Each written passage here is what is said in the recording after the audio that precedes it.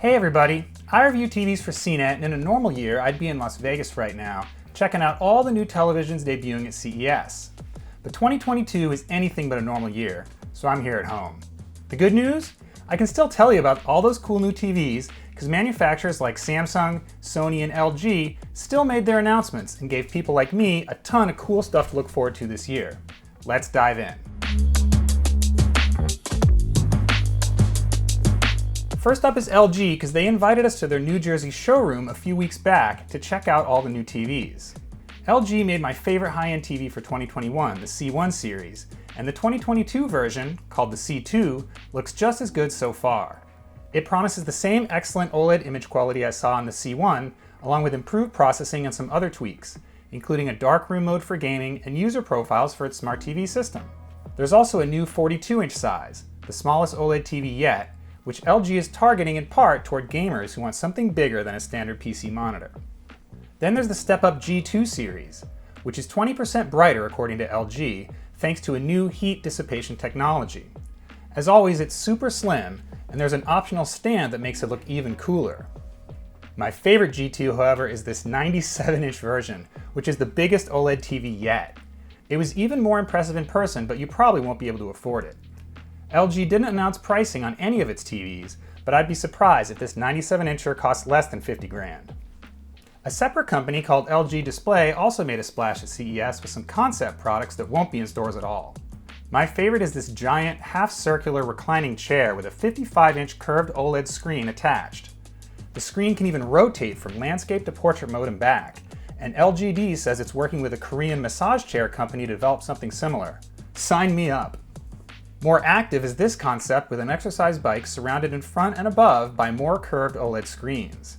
LG calls it the virtual ride because the idea is to ride through a simulated forest or city or whatever while burning calories.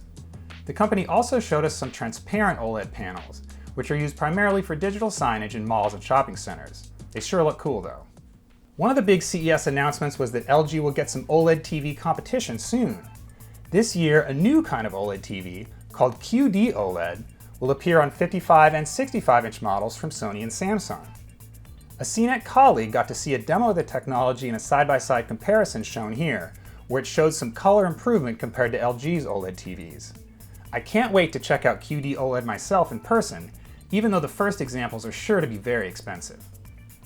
Samsung also introduced some new TV features itself, including an updated version of the Frame Art TV with a matte finish, a new cloud gaming hub for its QLED TVs, and even a new remote that, get this, harvests radio waves to recharge. One of the most unique TVs Samsung introduced is actually a projector.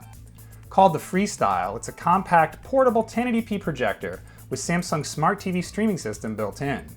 Unlike some portable projectors we've reviewed, it lacks a built-in battery, but you can connect a USB power pack for images on the go. Samsung also sells a bunch of cool accessories, including a waterproof case and an attachment that lets you screw it into a light bulb.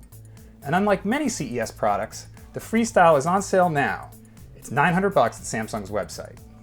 Sony introduced a lot of cool TVs too, including the QD OLED I mentioned earlier. It's also selling its first models to use MiniLED, and it says some TVs will include a bundled webcam and even a remote finder so you can locate the clicker among the couch cushions. Until now, only Roku has offered something similar, and I think every TV maker should follow suit. Speaking of Roku, TCL makes some of my favorite TVs that use that system, but at CES it stuck to Google TV-powered models, namely a huge 98-inch television on sale already for a relatively affordable $8,000, and an 85-inch 8K TV with a super thin mini LED panel and a very funky stand. Meanwhile, another China-based brand that's increasing in popularity is Hisense, which announced its full 2022 lineup complete with pricing.